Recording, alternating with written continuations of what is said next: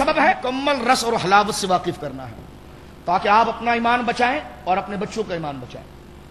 مطلب یہ تھا کہ اللہ نے خیر کے سبب الگ رکھے ہیں اور شر کے سبب بولیے الگ رکھے ہیں. ٹھیک ہے, خیر کے سبب الگ ہیں, شر کے سبب الگ ہے. اگر کوئی سبب کو سبب جان کر, سبب کو صرف سبب جان کر تاثیر خدا کی سمجھے تو یہ عین توحید ہے, اور اگر کوئی سبب ہی کو مؤثر حقیقی سمجھے تو مشرک ہو جائے گا. کیا ہو جائے گا؟ جب آپ پانی پیتے ہیں تو آپ کی نیت کیا ہوتی ہے کہ اللہ پیاس بجھا رہا ہے, پانی سبب بن رہا ہے.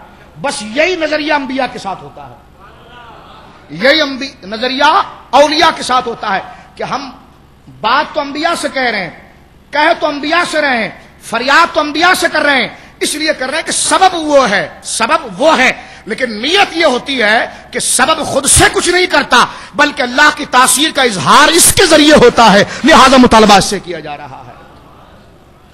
اب آئیے, میں نے عرض کیا آپ کی خدمت کے اندر, اگر یہ نیت کی جائے کہ طلب حاجت اور مشکل اور نفع, اگر نیت یہ کی جائے کہ دینے والا اللہ ہے اور یہ سبب اس مدد کے ظاہر ہونے, اس مدد کو عیاں کرنے کا ایک مظہر بن رہا ہے, اس کا ذریعہ بن رہا ہے, تو یہ عین توحید ہے, اس کو شرک نہیں کہا جا سکتا. اب میرے ہاتھ میں ترجمانی جو میں نے دعویٰ کیا ہے یہ کہاں تک درست ہے اور یہ کہاں تک ٹھیک ہے, اس کی پہلی دلیل, کیونکہ میں نے جو بات کر دی اس میں سارا موضوع آ گیا ہے, اس میں سارا, اور آپ کو لوگوں کی ذہنیت بھی پتہ چل گئی ہوگی کہ وہ شرک کیوں کہتے ہیں.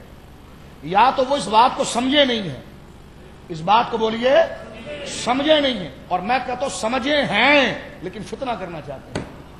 تجاہل عارفانہ ہے, یہ کوئی میں نے نئی بات تو نہیں کی ہے, یہ تو مارکیٹ میں ہزاروں کتابیں ہماری پڑھی ہوئی ہیں. کس ہماری مسجد کے ممبر پر یہ کہا گیا ہے, کس آدمی نے یہ کہا ہے کہ رب چاہے نہ چاہے مصطفیٰ دے سکتے ہیں؟ معاذ اللہ, کس نے کہا ہے؟ اس نے تو یہی کہا کہ دیتا خدا ہے اور دلواتا مصطفیٰ کے ذریعے ہے. اب یہ آگے گفتگو آئے گی. اب میں آپ کی خدمت کے اندر اس بات پر پہلی دلیل پیش کر رہا ہوں کہ اگر یہ نیت کی جائے کہ یہ دینے والا ہے یہ صرف سبب ہے, جس سے ہم مانگ رہے ہیں یہ صرف سبب ہے, حقیقی دینے والا اللہ ہے, حقیقی دینے والا اللہ ہے. پانی ہم پی رہے ہیں یہ صرف سبب ہے, پیاس اللہ بجھا رہا ہے. اسی طرح پانی کو استعمال ہم نے صرف سبب کے طور پر کیا. اسی طرح انبیاء کا نام ہم نے صرف سبب کی وجہ سے لیا.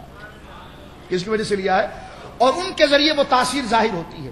ٹھیک ہے, یہ ایک الگ موضوع ہے, انشاءاللہ آگے کبھی وقت رہا تو اس بحث کو جب میں لمبا کروں گا کہ یہ سبب بھی محض سبب نہیں, خدا نے ان کے اندر بھی تاثیر کی جھلکیں رکھی ہیں.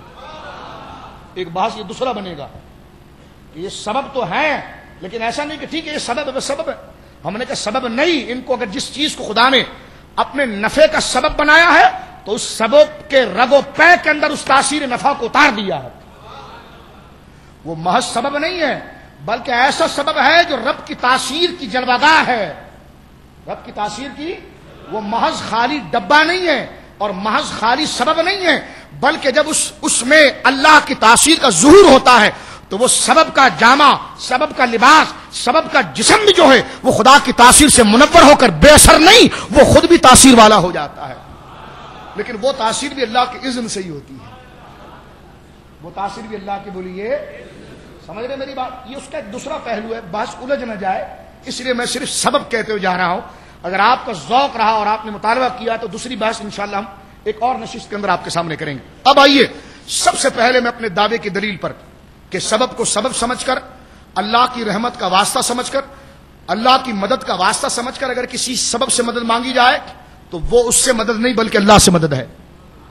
اس میں سب سے پہلی دلیل میں بر صغیر کی سب سے معتمد شخصیت, خاتم المفسرین, سراج الہند, ولی اللہ خاندان کے سب سے اول شہزادے اور چشم و چراغ, بر صغیر کی بہت بڑی معتمد و مستند درسگاہ, اور مسلمانوں کے لیے سمجھ لیجئے کہ مدینہ منورہ کی نظیر, کربلا کی نظیر, دہلی کی سرزمین پر وہ جلوہگاہ جہاں پر حضرت شاہ عبدالعزیز محدث دہلوی آرام فرما رہے ہیں. میرے ہاتھ میں اس وقت تفسیر عزیزی ہے, تفسیر عزیزی ہے, حضرت خاتم المفسرین, سراج الہند, ولی اللہ خاندان کے اصل چشم و چراغ حضور شاہ عبدالعزیز محدث دہلوی رحمۃ اللہ علیہ. یہ وزیم ہیں, شاہ اللہ محدث دہلوی رحمۃ اللہ علیہ کے صاحبزادے ہیں, شاہ صاحب کے بولیے صاحبزادے ہیں شاہ عبدالعزیز صاحب محدث دہلوی، 17 سال کی عمر میں اپنے والد کے یہ جانشین بنے، اور حضرت فخر الدین دہلوی علیہ الرحمٰن ان کے سر پر امامہ باندھا تھا.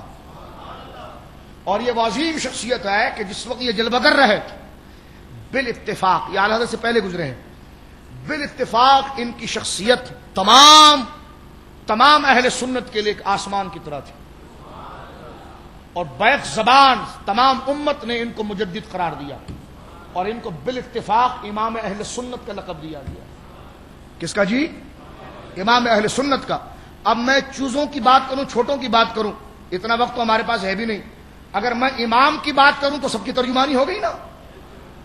اب جو الگ ہو رہا ہے وہ جماعت سے الگ ہو رہا ہے، اس لیے کہ امام جماعت کا حکم رکھتا ہے، امام جو ہے وہ جماعت کا حکم رکھتا ہے. اب یہ کہتے ہیں واعتصموا بحبل اللہ جمیعا ولا تفرقوا، میں نے کہا اس وقت حبل اللہ جو ہے وہ شاہ عبدالعزیز محدث دہلوی ہے. اللہ کی رسی کو مضبوطی سے پکڑو تو تم تفرقہ نہیں کرو گے. اللہ کی رسی ہے کی، لیکن ہر دور میں اس کا انتخاب مختلف انداز میں ہوتا ہے، اس کا تعارف مختلف انداز میں ہوتا ہے. قرآن ہی اللہ کی رسی ہے، صحابہ بھی اللہ کی رسی ہے، تابعین بھی اللہ کی رسی ہیں، اولیاء کاملین بھی اللہ کی رسی ہے. جس پر ساری امت کا اجماع ہو گیا اور جس نے ساری امت کو گمراہی سے بچا لیا اور حق کا امام بن گیا، وہ اللہ کی رسی نہ ہوا تو پھر کون ہوگا؟ وہ حبل اللہ نہ ہوا تو کون ہوگا؟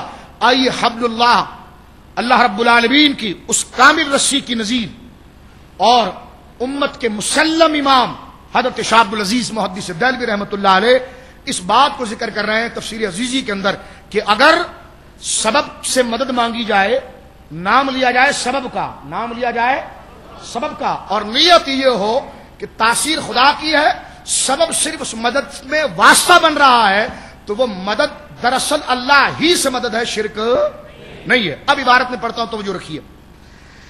ایاک نعبد و ایاک نستعین.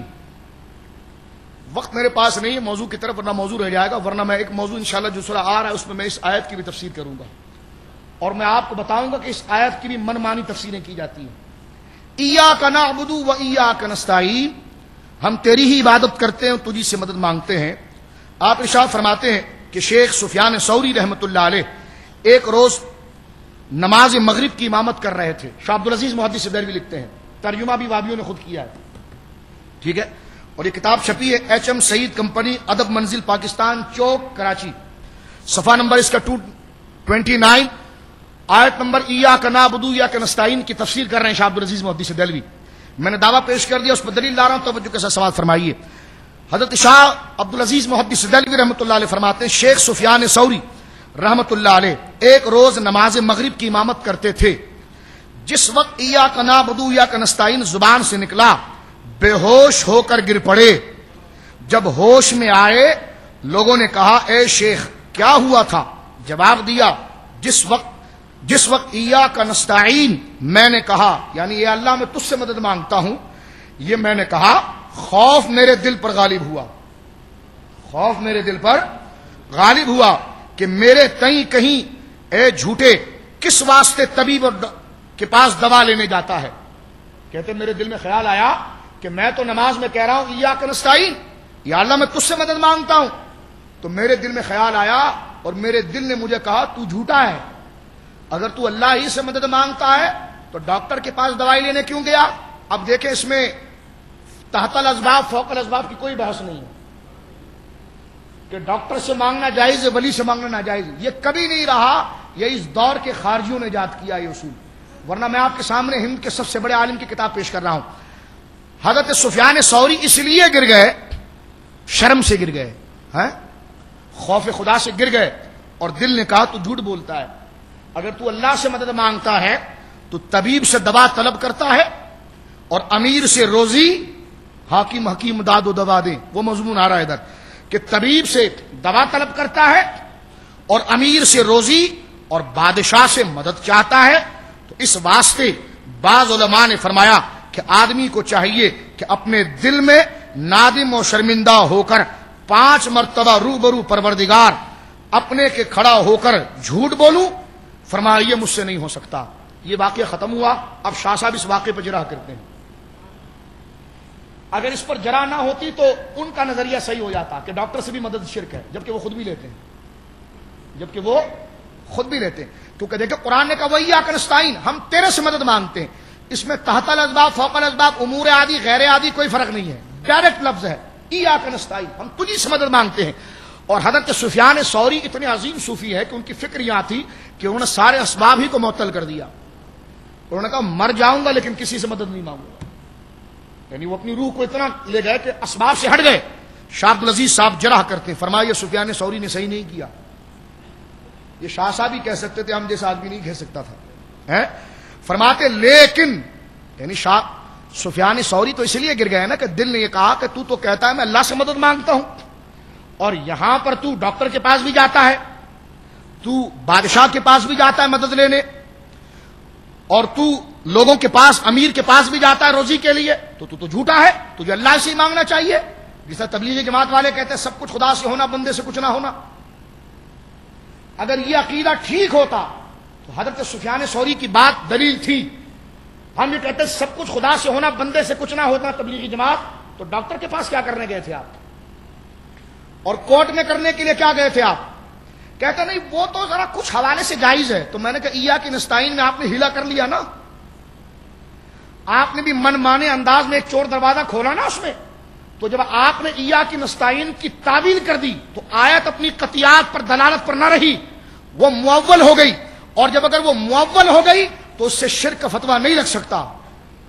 شرک کا فتویٰ بولیے نہیں لگ سکتا، اس لیے کہ وہ قطعی الثبوت اور قطعی الدلالت تمہارے معنی پر نہ رہی. قطعی الثبوت تو ہے لیکن اب قطعی الدلالت نہیں رہی، اس لیے کہ تم نے اس میں تعویل کر دی. جب تفسیر میں تعویل ہو جائے گی تو وہ قطعی نہیں رہتا دلالت کے اعتبار سے، وہ ظنی ہو جاتا ہے. اور جو ظنی ہو جاتا ہے اس سے شرک نہیں بیان کیا جا سکتا بلکہ اس سے زبان روکی جا سکتی ہے. تم تو امت پر شرک بیان کرتے ہو اور ایاک نعبد و ایاک نستعین میں تعویل کرتے ہو. یہ تو اس کا ایک علمی جواب ہے. لیکن شاہ صاحب اس کا کیا جواب دیتے ہیں؟ توجہ سنیے. فرماتے ہیں سفیان ثوری پر جرح کرتے ہوئے رضی اللہ تعالیٰ، کہتے ہیں لیکن شاہ صاحب ابھی آگے اپنی بات کر رہے ہیں. یہ کیا کہہ دیا سفیان ثوری کہ دل نے مجھے کہا تو جھوٹا ہے، ڈاکٹر کے پاس نہیں جانا. کیوں نہیں جانا؟ ڈاکٹر کے پاس جائیں گے اس لیے کہ اللہ نے اس کو سبب بنایا ہے، اللہ نے اس کو سبب بنایا.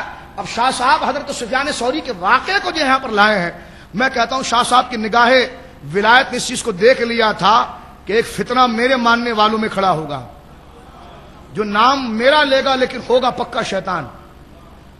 تو شاہ صاحب نے اس لیے، ورنہ یہ بات ہی نہ کرتے شاہ صاحب. سفیان ثوری کے واقعے کو لائیں تو ذہن میں کوئی مقصد ہوگا نا، یہ مقصد ہوگا کہ لوگوں کو الجھایا نہ جائے. اب آئیے کیا کہتے ہیں. فرماتے لیکن اس جگہ ایک امر کا جاننا ضروری ہے. یعنی سفیان ثوری تو یہ کہنے لگے کہ میں طبیب کے پاس گیا تو اللہ کے علاوہ میں نے مدد مانگ لی، میں امیر کے پاس گیا روزی کے لیے تو اللہ کے علاوہ مدد مانگ لی. تو جھوٹا ہے، تو کیسے کہتا ہے ایاک نستعین؟ تو فرماتے لیکن اس جگہ اس امر کا جاننا ضروری ہے، وہ یہ کہ مطلق استعانت غیر سے حرام نہیں. بولیے سبحان اللہ. یہ شاہ عبدالعزیز صاحب کے جملے ہیں. فرمایا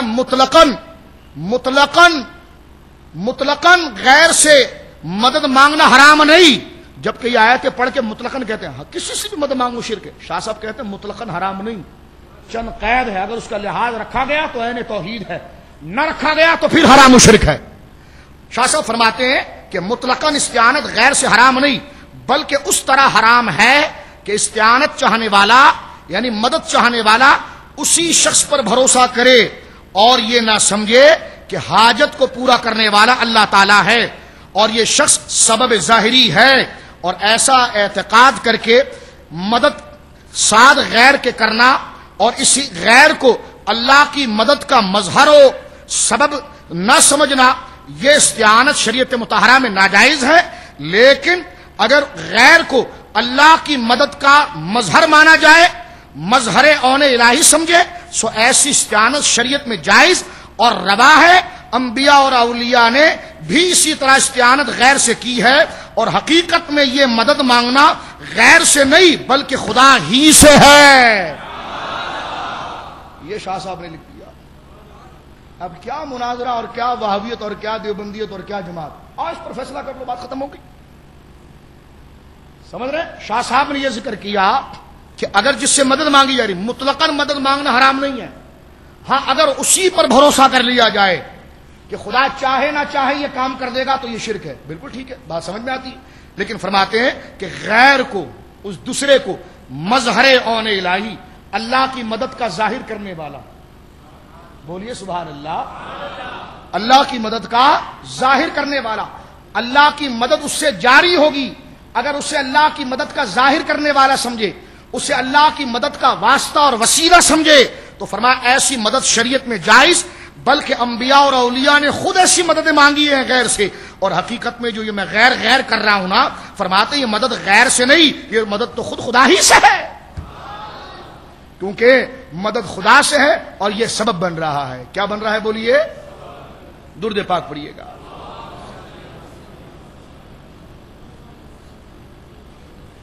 ابھی میں احادیث کی طرف آتا ہوں، پہلے ذرا اس کا معنی متعین ہو جائے ایک جگہ اور سے۔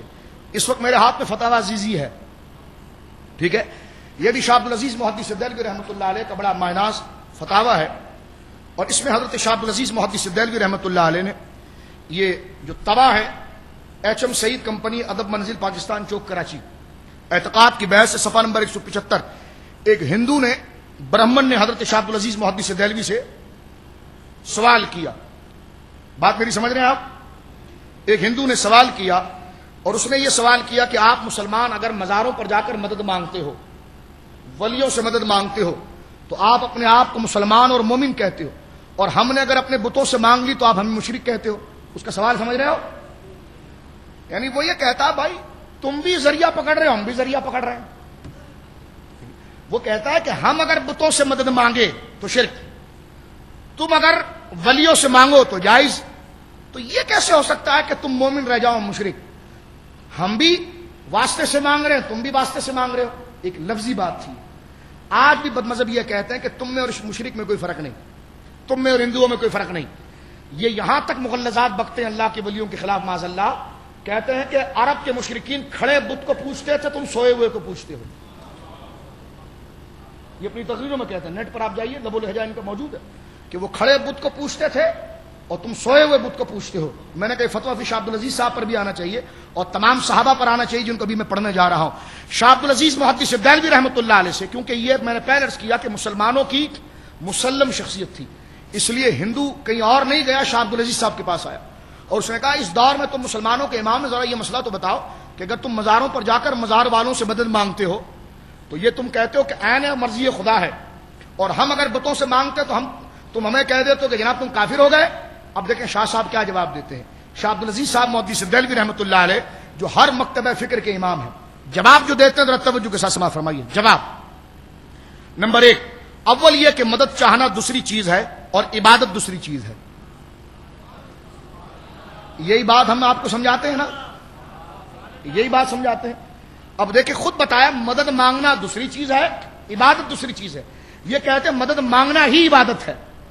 یہ آج کیا کہتے ہیں؟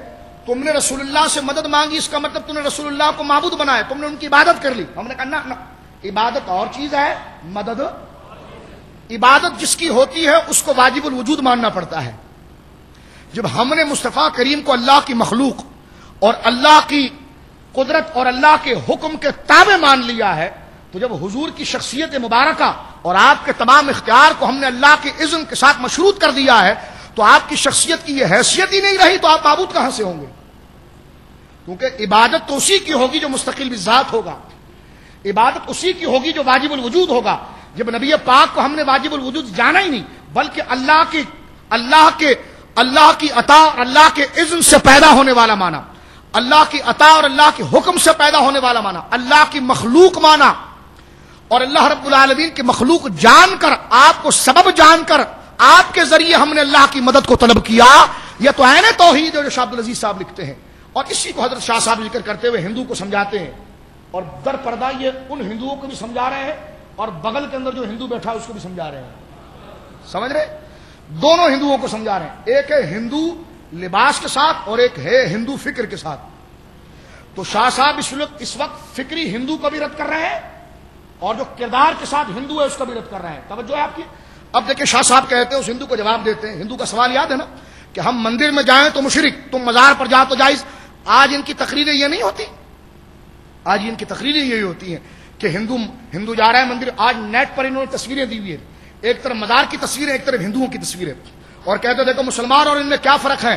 میں نے کہا شاہ صاحب نے جواب دے دیا، لیکن پھر بھی تم ہندو کے ہندو ہی رہے، سمجھے نہیں؟ سمجھے؟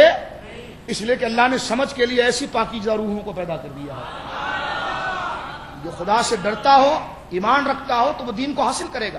دیکھیں اگر کوئی بات غلط ہے، کوئی بڑا سمجھائے اور وہ بڑا واقعی میں عالم ہو اور بزرگ ہو، تو پھر ہمیں اپنی غلطی سے رجوع کرنا چاہیے، اپنی غلطی سے رجوع کرنا چاہیے.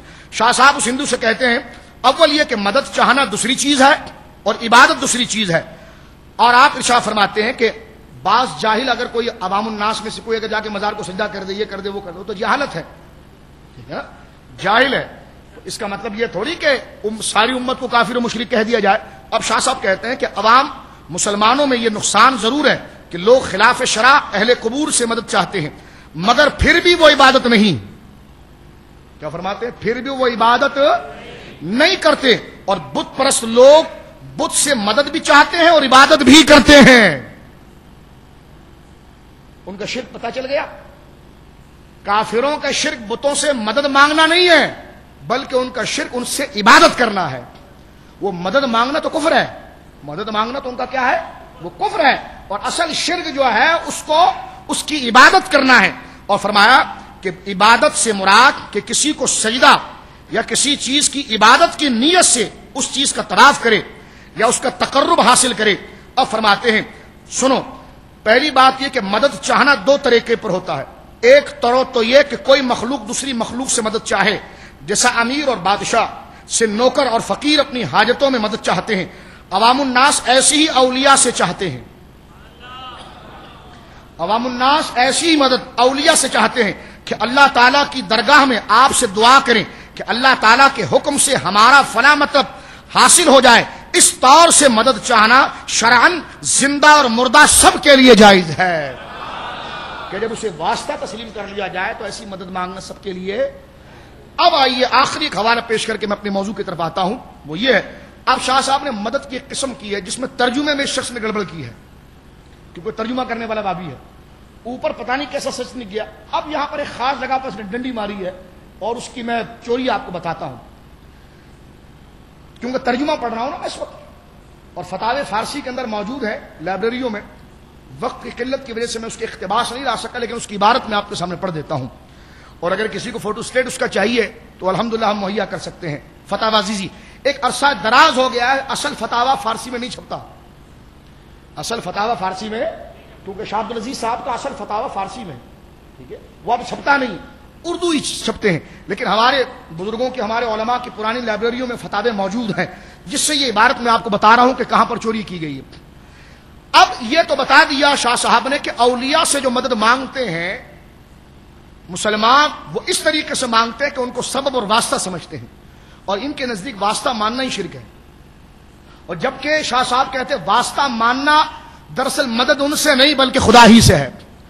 اب بیان فرماتے ہیں کہ ہاں کچھ چیزیں ایسی ہیں جن کو اللہ کے ساتھ خاص کیا گیا ہے. اس صاحب نے ترجمہ کیا کیا ہے پہلے میں آپ کو بتاؤں. کہتے ہیں کہ مدد چاہنے کا یہ کہ جو چیزیں خاص اللہ تعالیٰ کی قدرت میں ہیں، خاص اللہ تعالیٰ کی قدرت، مثلا لڑکا دینا، پانی برسانا، یا بیماریوں کو دفع کرنا، یا عمر زیادہ کرنا، ایسی چیزیں جو خاص اللہ کی قدرت میں ہیں. آپ سنیں عبارت، آپ نے سمجھ لی بات. اب میں دوبارہ عبارت پڑھتا ہوں، بتاتا ہوں اس میں چوری کہاں کی ہے اس نے. کہ مدد چاہنا ایسی امور میں کسی غیر سے جو اللہ کے ساتھ خاص ہے، اور خاصہ اس کو کہتے ہیں جو غیر میں نہیں ہوتا. اللہ کے ساتھ کون سی مدد خاص ہے؟ کہ جیسے لڑکا دینا. کوئی کہہ دیجیے تم داتا سے بھی مانگتے ہو، غوث اعظم سے بھی مانگتے ہو. میں نے کہا عبارت پوری سنو پھر بتاتا ہوں میں آپ کو. کہ لڑکا دینا، پانی برسانا، بیماریوں کو دور کرنا، یہ مدد ایسی ہے جو اللہ کے ساتھ خاص ہے. خدا کی قسم جب میں نے یہ پڑھا نا تو میں سمجھ گیا چوری ہوئی ہے یہاں پر، کیونکہ شاہ صاحب تو تفسیر میں لکھ چکے ہیں. میں نے اس کے اصل فتاوے کو دیکھا تو وہاں سے ایک لفظ کو بدلا ہے جس کی وجہ سے پوری عبارت بدلی ہے. اور وہ اصل لفظ کیا تھا؟ شاہ صاحب لکھتے ہیں دوم آنکھیں بالاستقلال. شاہ صاحب کیا کہتے ہیں؟ دوم آنکھیں بالاستقلال، چیز یہ کہ خصوصیت بجناب الہی دارت، کہ ایسی چیزیں جو بالاستقلال یعنی ذاتی طور پر، اس میں استقلال کے ترجمے کو اڑا دیا یہاں سے، اس لیے کہ اگر استقلال کی قید ہوتی تو انبیاء اور اللہ کی مدد میں فرق ہو جاتا، کیونکہ استقلال کہتے ہیں ذاتی طور پر خود سے ہونا. تو یہاں پر شاہ صاحب لکھتے ہیں کہ ذاتی طور پر اللہ سے مدد مانگنا اور کسی غیر سے یہ عقیدہ رکھنا ذاتی طور پر کہ وہ بیٹا دے سکتا ہے تو مشرک ہے. تو ہم نے کہا جی بالکل مشرک ہے، اس لیے کہ وہ تو سبب تھا، وہ مؤثر نہیں ہو سکتا. لیکن ترجمہ کرنے والے ظالم نے اتنے صفائی کے ساتھ ہاتھ گھمایا کہ استقلال کا ترجمہ نہیں کیا. میں آپ کے سامنے فارسی عبارت پھر پڑھتا ہوں جو میں نے اصل نسخے سے یہاں پر نوٹ کی ہے، تاکہ میری اس کتاب کو کوئی پڑھے، کبھی اس کی ضرورت پڑے تو اس کے سامنے رہے کہ یہاں سے ترجمے کی تحریف ہوئی ہے. اور وہ اصل حوالہ یہ ہے کہ شاہ صاحب لکھے کے باستقلال چیز یہ کہ خصوصیت بجناب الہی دارت، یعنی ایسی چیزیں جو مستقل بذات ہونے کے حوالے سے اللہ کے ساتھ خاص ہے، یعنی ذاتی طور پر اللہ کے ساتھ خاص ہے. جیسا بیٹا دینا، بیماریوں کو دور کرنا، شفا دینا، یہ ذاتی طور پر اللہ کے ساتھ خاص ہے. تو یقیناً ولیوں سے جو کوئی مدد مانگے اور ذاتی طور سے مانگے تو شرک ہے. شاہ صاحب یہ کہتے ہیں کہ ذاتی طور پر یہ چیز اللہ کے ساتھ خاص ہے، لیکن ولیوں سے جو مدد مانگی جاتی ہے وہ ذاتی طور پر نہیں مانگی جاتی. ذاتی طور پر تو بیٹا اللہ ہی کی طرف سے ہوتا ہے، لیکن بیٹا دلوانے میں یہ اللہ کی عطا کا مظہر بنتا ہے. سمجھے؟ اب آگے سنیے شاہ صاحب کیا فرماتے ہیں. اور اس شخص کی نیت یہ نہ ہو، اس شخص کی نیت جو مخلوق سے مدد مانگ رہا ہے یہ نہ ہو کہ وہ مخلوق اللہ تعالیٰ کی درگاہ میں دعا کرے اور اللہ تعالیٰ کے حکم سے ہمارا مطلب حاصل کروائے تو یہ حرام ہے. بالکل ٹھیک ہے، اگر کوئی ولی سے مدد اس نیت سے مانگے، یار معاذ اللہ بفرض محال کوئی ایسا کہتا نہیں ہے، لیکن بات کر رہا ہوں کوئی رسول اللہ صلی اللہ علیہ وسلم کے لیے رکھے کہ حضور علیہ الصلوۃ والسلام بغیر اللہ کی مرضی کے دے دیتے ہیں تو ظاہر سی بات ہے یہ حرام ہے، یہ کفر ہے. آگے لکھتے ہیں اور کوئی مسلمان اولیاء سے اس ناجائز طور پر مدد نہیں چاہتا.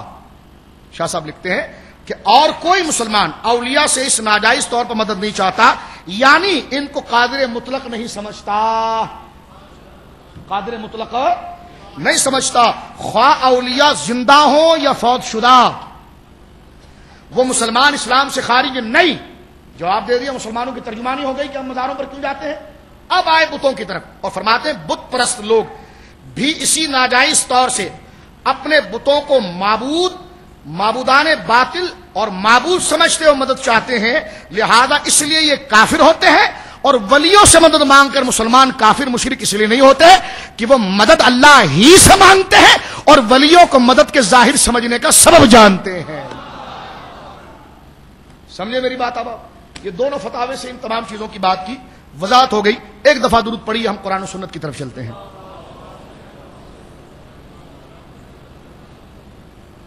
یہی بات محمود الحسن دیوبندی نے، محمود الحسن دیوبندی کا ترجمہ ہے اور شبیر احمد عثمانی کا اس پر حاشیہ ہے. انہوں نے بھی یہی بات بڑے واضح طور پر لکھی ہے. محمود الحسن دیوبندی کے الفاظ سنیں آپ. لکھتے ہیں کہ اگر کسی مقبول بندے کو محض واسطہ، رحمت الہی اور غیر مستقل سمجھ کر استعانت ظاہری اس سے کریں، استعانت ظاہری اس سے کریں تو کہتے ہیں کہ استعانت ظاہری اس سے کریں، بندے کو غیر مستقل سمجھے تو در حقیقت حق تعالی ہی سے یہ استعانت ہے، یہ اللہ ہی سے استعانت ہے، غیر سے استعانت. یعنی جب بندے کو سبب اور واسطہ رحمت الہی سمجھے اور اسے اللہ کی رحمت کا واسطہ سمجھے تو یہ مدد اس سے نہیں ہے بلکہ اللہ، بولیے اللہ ہی سے. فتح رشیدیہ دے. ایک بات یہاں پر اور سماعت فرمائیے، میں آپ کی خدمت میں عرض کرتا ہوں. اس وقت دیوبندیوں کے سب سے بڑے پنچ پیر فتح رشیدیہ مولوی رشید احمد گنگوہی کا فتاوی میرے سامنے ہے.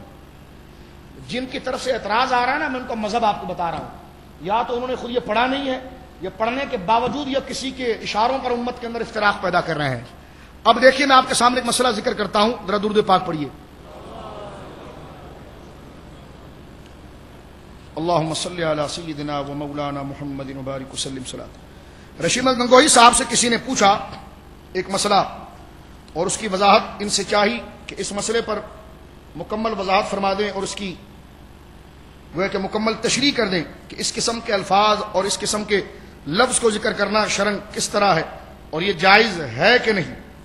تو اس کے بارے میں انہوں نے بڑے وضاحت کے ساتھ اس مسئلے کو ذکر کیا اور اسی بات کو ذکر کر دیا جو آج تک اہل سنت و جماعت بڑے واضح طور پر اس بات کو ذکر کرتے تھے. ایک دفعہ درود پاک پڑھیے گا.